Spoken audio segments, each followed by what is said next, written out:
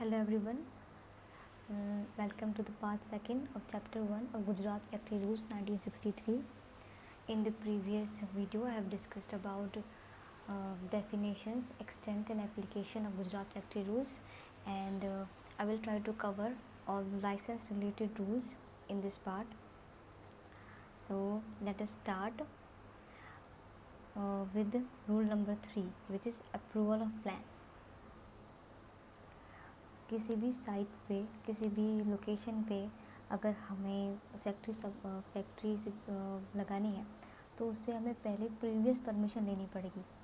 Previous मतलब पहले permission लेनी पड़ेगी किसकी? ये फैक्ट्री इंस्पेक्टर की। या अगर हम चाहते हैं और फैक्ट्री को सिर्फ लगाना ही नहीं, अगर हमको हमारी फैक्ट्री को एक्सटेंड करना है, हमें एक बिल्डिंग बनानी है जिसमें हमें मैन्युफैक्चरिंग प्रोसेस कैरी करना है, उसके लिए भी हमको चीफ इंस्पेक्टर से परमिशन लेनी पड़ेगी। हम किसी चीफ इंस्पेक्टर को बिना बताए किसी भी एक बिल्डिंग में मैन्युफैक्चरिंग प्रोसेस स्टार्ट नहीं कर सकते। तो अगर हमें एक्सटेंशन करना है या फिर कोई कंस्ट्रक्शन करना है या फिर अपने फैक्ट्री को वहाँ लोकेट करना है, वहाँ स्टैब्लिश करना है, तो हमें चीफ इंस्पेक्टर की परमिशन लेनी पड़ेगी। कौन से फॉर्म में? फॉर्म नंबर 1 में।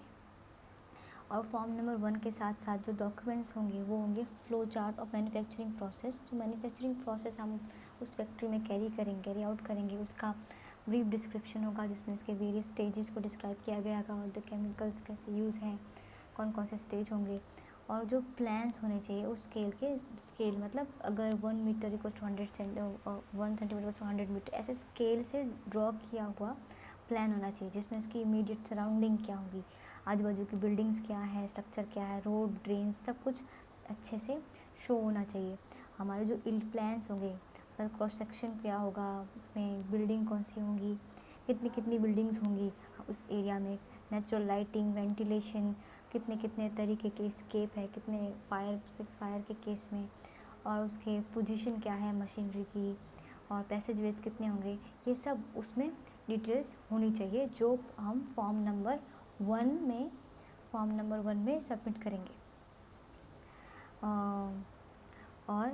और चीफ इंस्पेक्टर चाहे तो वो और भी चीज़ें मंगवा सकते हैं उनके तरीके से, उनके पावर यूज़ करके वो और भी चीज़ें मंगा सकते हैं। एक चीफ इंस्पेक्टर अगर हमने जैसे सबमिट कर दिया और चीफ इंस्पेक्टर को लगता है कि जो हमने जो प्लान सबमिट किए हैं वो अकॉर्डिंग टू है रिक्वायरमेंट ऑफ द एक्ट और उन्होंने जो कंडीशंस दी है वो सेटिस्फाई हो रही है, तो वो क्या करेंगे, एक कॉपी हमें रिटर्न कर देंगे। हमारे जो एप्लीकेशन की होगी एक कॉपी हमें रिटर्न करेंगे और हमारा वो प्लान अप्रूव हो जाएगा। रूल नंबर 3A ये कहता है कि किसी भी बिल्डिंग प्रोमाइसिस को हमें बनाना है, एक्सटेंड करना है, उसको फैक्ट्री के एज अ फैक्ट्री यूज़ करना है, मैन्युफैक्चरिंग प्रोसेस करना है, तो वहाँ प्रीवियस परमिशन लेनी पड़ेगी। किसमें? In writing. ये नहीं जाके हम बात करके आए कि हम लोग ऐसा एस्टेब्लिश करेंगे और बात ख़त्म हो जाएगी, ऐसा नहीं, हमको राइटिंग में लेना पड़ेगा उसका अप्रूवल चीफ इंस्पेक्टर से, फॉर्म नंबर 1 में। Coming towards rule number 3B which is the government में require for the purpose of this act submission of plans. कोई फैक्ट्री अगर एग्जिस्टेंस में है, ऑलरेडी एग्जिस्टेड है, तो जब वो रूल लागू हो गया है, वो कमेंसमेंट हो गया है और फैक्ट्री एग्जिस्टेंस में है, इसका मतलब ये भी है कि अभी जो फैक्ट्रीज एग्जिस्टेंस में है वो फैक्ट्रीज़ की जो हमें कोई कंस्ट्रक्शन करना, एक्सटेंड करना है, तो भी हमको या फिर मतलब कंस्ट्रक्शन एक्सटेंड नहीं हुआ है उसका भी नहीं करना चाहते हैं हम अब एक्सटेंशन, पर फिर भी हमको चीफ इंस्पेक्टर के कहने पर हमें फॉर्म नंबर 1 में या फिर ये जो सराउंडिंग बिल्डिंग है, जैसे बिल्डिंग है और उसका प्लान, एलिवेशन, वो सब सबमिट करना है। और कोई भी अदर चीज़ जो वो फैक्ट्री इंस्पेक्टर को लगती है, ये फैक्ट्री रूल नंबर 3B ये क्या करता है, उन्हें पावर देता है कि किसी भी एग्जिस्टेंस फैक्ट्री के वो जो डॉक्यूमेंट्स है, ये सराउंडिंग डिटेल्स है, एलिवेशन प्लान्स, वो सब मांगे जा सकते हैं। Rule number 3C which is stability of certificate, ये बहुत ही इंपॉर्टेंट है। कोई भी मैन्युफैक्चरिंग प्रोसेस हमको कैरी करना है किसी भी प्रोमाइसिस में, किसी भी फैक्ट्री में, या फिर उस फैक्ट्री को एक्सटेंड करना है और एक बिल्डिंग लगानी है और भी बहुत सारी मशीन्स लगानी है आगे, तो हमें एक उस स्ट्रक्चर का, बिल्डिंग स्ट्रक्चर का एक सर्टिफिकेट लेना होगा किसी कॉम्पिटेंट पर्सन से। स्टेबिलिटी सर्टिफिकेट लेना होगा कि ये जो स्ट्रक्चर है ये स्टेबल है, किससे? कॉम्पिटेंट पर्सन से। थर्ड पार्टी से हम कॉम्पिटेंट पर्सन से सर्टिफिकेट लेंगे। कौन से फॉर्म में? फॉर्म नंबर 1A में। जब हम फॉर्म नंबर 1A में सर्टिफिकेट ले लेंगे, उसके बाद हम उसे ऑक्यूपायर मतलब जो ऑक्यूपायर वह है ले लेगा, उसके बाद हमें उसे चीफ इंस्पेक्टर को सबमिट करना है और वो जो सर्टिफिकेट है उसके बाद एक्सेप्टेड होनी चाहिए, तब वो हमारी सेफ्टी सर्टिफिकेट हमको मिलेगी। ये एक्सेप्टेड होना बहुत इंपॉर्टेंट है। प्रोवाइडेड फैक्ट्रीज विच ऑलरेडी जो एग्जिस्टेंस में है ना, जो रूल लागू हुआ और वो एग्जिस्टेंस में है, तो उनको 3 मंथ्स के अंदर अंदर उनको वो स्टेबिलिटी सर्टिफिकेट देनी है, जो इम्पोर्टेंट नहीं है अभी फ़िलहाल, क्योंकि सारी फैक्ट्रीज ऑलरेडी एग्जिस्टेड है 1963 से। और कोई भी मैन्युफैक्चरिंग प्रोसेस हमें करना है किसी भी फैक्ट्री या प्रेमाइसेस में, तो हमें उसमें फॉर्म नंबर 1A में स्टेबिलिटी सर्टिफिकेट लेना होगा। अगर हम एक्सटेंशन अगर जैसा का वैसा चल रहा है प्रोसेस, हमको एक्सटेंशन नहीं कर रहे हैं, तो 5 साल में एक बार वो सर्टिफिकेट लेना, स्टेबिलिटी सर्टिफिकेट लेना ही है। और अगर उससे पहले हमने कोई ऑल्ट्रेशन, रिपेयर या एडिशन किया है मशीनरी प्लांट्स में, जिससे बहुत बड़ा अफेक्ट होगा उसकी स्टेबिलिटी में या सेफ्टी में, तो हमें ये फॉर्म नंबर 1A में स्टेबिलिटी सर्टिफिकेट लेना है। स्टेबिलिटी सर्टिफिकेट जो हम फॉर्म नंबर 1A में लेंगे वो, और ये जो रूल है, रूल नंबर 3C, उस रूल में जो भी चीज़ें दे रखी है वो एडिशन है रूल नंबर 39 और रूल नंबर 40 और फैक्ट्रीज़ एक्ट। रूल नंबर 39 और 40 जो फैक्ट्रीज़ एक्ट का वो है, 39 है कि that factory inspector can ask for specification of the building, specification मांग सकते हैं किसी बिल्डिंग और मशीनरी के। और 40 है किसी स्पेसिफिकेशन और plans and specification of building and machinery, 39 और 40। सो ये जो रूल्स 3C है वो इन एडिशन टू 39 और 40 होगा, वो इसको अफेक्ट नहीं करेगा। Coming towards rule 4 which is for application for registration and grant of license, जो ऑक्यूपायर और मैनेजर है वो किस फॉर्म में सबमिट करेंगे कि फॉर्म नंबर 2 में रजिस्ट्रेशन के लिए, फॉर्म नंबर 2 भरेंगे रजिस्ट्रेशन के लिए और फॉर्म नंबर 3 भरेंगे लाइसेंस के लिए। ये जो है वो जो फॉर्म भरे जाएंगे वो उसमें ट्रेजरी रिसीप्ट होनी चाहिए, क्रॉस चेक होना चाहिए, इंडियन पोस्टल ऑर्डर होना चाहिए और जो उन्होंने पेमेंट किया है उसका इनवॉइस होना चाहिए in addition to form number 2। Form number 2 के साथ हमें क्या क्या सबमिट करना है? Treasury receipt, cross cheque, crossed Indian postal order और इनवॉइस पेमेंट की। और इसमें ये भी दिया गया सेक्शन नंबर 15 अगर किसी जगह लागू हो जाता है, सेक्शन 15 इज आर्टिफिशियल ह्यूमिडिफिकेशन, तो 30 डेज़ के अंदर उनको अप्लाई करना है। ये तो मुझे समझ नहीं आया क्योंकि ह्यूमिडिफिकेशन का फैक्ट्री रजिस्ट्रेशन से क्या रिलेशन है पता नहीं। और let us move forward. The maximum numbers of workers, जो भी हम लाइसेंस लेंगे वो डिपेंड किस पर करेगा?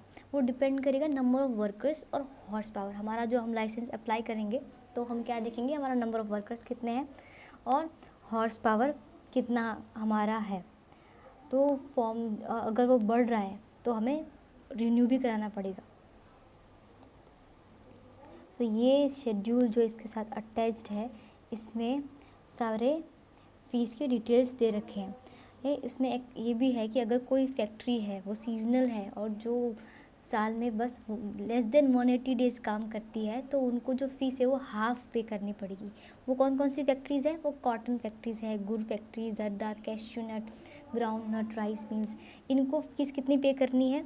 ये हाफ़ पे करनी है। क्यों? क्योंकि वो लेस देन 180 डेज़ काम करती हैं और ये सीजनल है। तो अगर ये factories first day of July से पहले या फर्स्ट डे से बाद में या फर्स्ट डे ऑफ जुलाई को इस्टेब्लिश की जाती है तो फर्स्ट टाइम जो उनको फ़ीस भरनी होगी वो हाफ़ होगी और रिलेवेंट फ़ीस की जो 5 रुपये से कम नहीं होनी चाहिए। तो ये सब किसी फैक्ट्रीज़ को बेनिफिट देने के लिए, ताकि वो आगे टैक्स बेनिफिट जिससे वो अपना काम आराम से कर सके। Now rule number 5 which is grant of licence. Chief inspector को जब रूल नंबर 4 के अंडर रजिस्ट्रेशन और लाइसेंस का फॉर्म मिल जाएगा और रिलेवेंट फीस भी पे हो जाएगी। उनको ऐसा लगेगा कि वो सेटिस्फाइड हो जाएंगे सब कुछ डिटेल्स देख के कि इसको, इस फैक्ट्री को रजिस्ट्रेशन और लाइसेंस दिया जा सकता है। तब वो फॉर्म नंबर 4 में, कौन से फॉर्म में, फॉर्म नंबर 4 में वो उन्हें लाइसेंस इशू करेंगे और कुछ कंडीशंस रखेंगे। अगर उनका नॉलेज के हिसाब से उनको ऐसा लगता है कि कुछ कंडीशंस रखनी चाहिए तो वो कंप्लाइंस के लिए, और अगर वो चाहे तो रिफ्यूज़ भी कर सकते हैं लाइसेंस को। किस किस बेसिस पर, अगर जो उन्होंने प्लान सबमिट किए हैं वो स्टैंडर्ड नहीं है और जो फैक्ट्री सिचुएट वो मतलब कि उन्होंने प्लान सबमिट नहीं किए हैं और उन्हें सबमिट किए भी है कंस्ट्रक्शन एक्सटेंशन के लिए, तो वो अप्रूव नहीं है और जो अप्रूव मतलब और उनको और अप्रूवल हो है भी तो वो कंप्लाई नहीं किए गए। और रूल नंबर 102 में जो कंडीशंस दे रखी है जिसमें शेड्यूल्स है, रूल नंबर 102 की सारी कंडीशंस हम कंप्लाई होनी चाहिए। रूल नंबर 102 क्या है? रूल नंबर 102 एक वो है जो सेक्शन 87 ऑफ फैक्ट्रीज एक्ट मतलब डेंजरस प्रोसेसेस, जिसमें 26 डेंजरस प्रोसेसेस दे रखे हैं, जिसमें इनको जो स्टेप्स लेने हैं in case of those dangerous processes वो पूरा स्टेप्स दे रखे हैं। तो अगर इनमें से अगर वो हमारी फैक्ट्री इसमें आती है और हम लोग वो प्रोविजंस नहीं दे रहे हैं जो 102 में है, तो हमें लाइसेंस नहीं मिलेगा। और उन्हें ऐसा लगता है कि कोई भी इमिनेंट डेंजर है, एक्सप्लोजिव है, फ्लेमेबल गैसेस यूज है, डस्ट गैस, जिससे कि बहुत बड़ा डेंजर हो सकता है, तो भी वो लाइसेंस नहीं देंगे। अगर वो चाहे तो कुछ रूल्स बता देंगे, कुछ कंप्लाइंस बता देंगे जो हमको फॉलो करनी है और उसके बाद हम लाइसेंस ले सकते हैं। अमेंडमेंट ऑफ लाइसेंस, अगर लाइसेंस को अमेंड किया जाए हमारा, क्योंकि अगर किस बेस पर अमेंड किया जा सकता है कि हमारा जो नंबर ऑफ वर्कर्स है वो चेंज हो रहा है, फैक्ट्री का नाम चेंज हो रहा है और वो हॉर्स पावर है वो इंक्रीज़ हो रही है हमारी, तो हमारा लाइसेंस अमेंड किया जा सकता है। पर किसके द्वारा? चीफ इंस्पेक्टर के द्वारा या जो लोकल लिमिट में जो इंस्पेक्टर है उनके द्वारा। पर हमें कितने देर में वो फॉर्म सबमिट करना है, उनको हमारे जो भी चेंजेस चाहिए उसे 30 डेज़ पहले हमको सबमिट कर देना है। अगर हम लोग किसी डेट को 14 को हमारे जो वर्कर्स है वो इंक्रीज़ होने वाले हैं, हमारा हॉर्स पावर भी इंक्रीज़ होने वाला है, तो हमको 14 से 30 डेज़ पहले ही अपना एप्लीकेशन सबमिट कर देना है ताकि हम लोग अपने ये लाइसेंस को अमेंड कर सके। ऐसे ही पेनल्टी लगती है कि हम कभी हॉर्स पावर इंक्रीज़ कर देते हैं और इंस्पेक्टर को पता चल जाता है और नंबर ऑफ़ वर्कर्स भी इंक्रीज़ हो जाते हैं, किसी तरह उनको पता चल गया तो वो क्या कर सकते हैं, फ़ाइन या फिर एक्शन ले लेते हैं। सो अगर हमारे नंबर ऑफ़ वर्कर्स है ना वो डिक्रीज़ हो रहे हैं, हॉर्स पावर भी चेंज नहीं हो रही है, तो कोई रिन्यू का अमेंड का लाइसेंस अमेंडमेंट की ज़रूरत नहीं है। अगर वो इंक्रीज़ हो रही है मतलब हमारे नंबर ऑफ़ वर्कर्स इंक्रीज़ हो रहे हैं, हॉर्स पावर इंक्रीज़ हो, तो ही हमें लाइसेंस लेने की ज़रूरत है। कम हो रहे हैं तो लाइसेंस लेने की ज़रूरत, अमेंड करने की ज़रूरत नहीं है।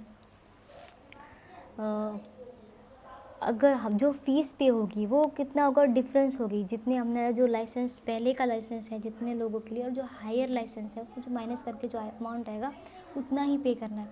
और हमारा लाइसेंस अमेंडमेंट होने से पहले ही कि वो जो हमने मतलब हमें जिस डेट को अमेंडमेंट करना था उस दिन अमेंडमेंट नहीं हुआ, एक्सपायर और 30 डेज़ हो गए, तब वो चाहे तो क्या करेंगे, वो फ़ाइन देंगे, मतलब 25% हम फ़ीस पे करेंगे, 25% ज़्यादा फ़ीस पे करके हम एडिशनल फ़ीस पे करके हम लाइसेंस के लिए अप्लाई कर सकते हैं। और लाइसेंस के रिन्यूअल का प्रोसेस क्या है? लाइसेंस को रिन्यू करना है, जब हमारा एक्सपायर हो जाता है तब हमें रिन्यू करना पड़ता है। वो कौन से कैसे भेजना है? रजिस्टर्ड पोस्ट से भेजना है। किसको? फैक्ट्री इंस्पेक्टर को, और जो लोकल लिमिट में जो इंस्पेक्टर है उनको भी। किस में? फॉर्म नंबर 3 में, जिसमें treasury receipt, cross cheque, cross annual postal order, invoice होनी चाहिए भाई, और कब भेजना है, देखो वो 2 मंथ पहले, एक्सपायर होने के 2 मंथ्स पहले भेजें, नॉट लेटर देन 2 मंथ्स, मतलब 2 मंथ्स के बीच में कहीं भी भेज सकते हैं पर 2 मंथ्स के बाद में नहीं। सो 2 मंथ्स के पहले ही हमें ये एक्सपायर होने के 2 मंथ्स के पहले हमें ये सब हमें रिन्यूअल के लिए अप्लाई कर देना है। किसमें? फॉर्म नंबर 3 में। अगर कोई फैक्ट्री 1 जनवरी को 1 नवंबर को कमेंस हो रही, स्टार्ट हो रही है, तो उनको 1 डे ऑफ जुलाई को वापस ये रिन्यू का प्रोसेस करना पड़ेगा। अगर हम 5 साल के लिए, एक साथ 5 साल के लिए हम आपको लाइसेंस लेना चाहते हैं तो आपको फ़ीस कितनी पे करने की? 5 गुना जितनी भी फ़ीस है। और अगर चीफ इंस्पेक्टर को लगता है कि ये सेटिस्फाई हो गए कि जो उन्होंने इनका लाइसेंस रिन्यू किया जा सकता है, तो वो रिन्यू करेंगे। और उनको ऐसा लगेगा कि ये रिन्यू नहीं करने लायक, तो वो रिफ्यूज़ भी कर सकते हैं। इसी तरह रिफ्यूज़ल होता है रिन्यूअल के टाइम में, क्योंकि किसी फैक्ट्री में बड़ा इंसिडेंट होता है, एक्सीडेंट होता है, तो यही चीज़ें जब रिन्यू के टाइम पे प्रॉब्लम खड़ी कर सकती है कि वो बोल सकते हैं कि आपकी फैक्ट्री में ये प्रॉब्लम है और ये अगर ये कंडीशंस कंप्लाई नहीं हुई तो लाइसेंस नहीं मिलेगा। और इसी तरह आगे करप्शन होने के चांसेस हो सकते हैं। फिर वो बोलेंगे कि कोई बात नहीं सर, हम पैसे दे देंगे। सो ये सब चीज़ें मतलब मैं इतनी एक्सपीरियंस नहीं हूँ, पर ये these are the loopholes where corruption can also happen. So transfer of licence, rule number 8 is transfer of licence. हमको अपना लाइसेंस ट्रांसफ़र करना है किसी और के नाम पे। तो पर हमको कब कैसे करना होगा? पर वो एक्सपायर होने से पहले हमें अप्लाई करना पड़ेगा। हमारा लाइसेंस एक्सपायर होने वाला है, उससे पहले हमको वो उसका लाइसेंस, मतलब उसके लाइसेंस के लिए, ट्रांसफ़र ऑफ लाइसेंस के लिए अप्लाई करना पड़ेगा। तो चीफ इंस्पेक्टर को अपना एप्लीकेशन देना है और फिर वहाँ पर उनका सिग्नेचर और एंडोर्समेंट जो भी होगा वो लगेगा और वो ट्रांसफ़र हो जाएगा।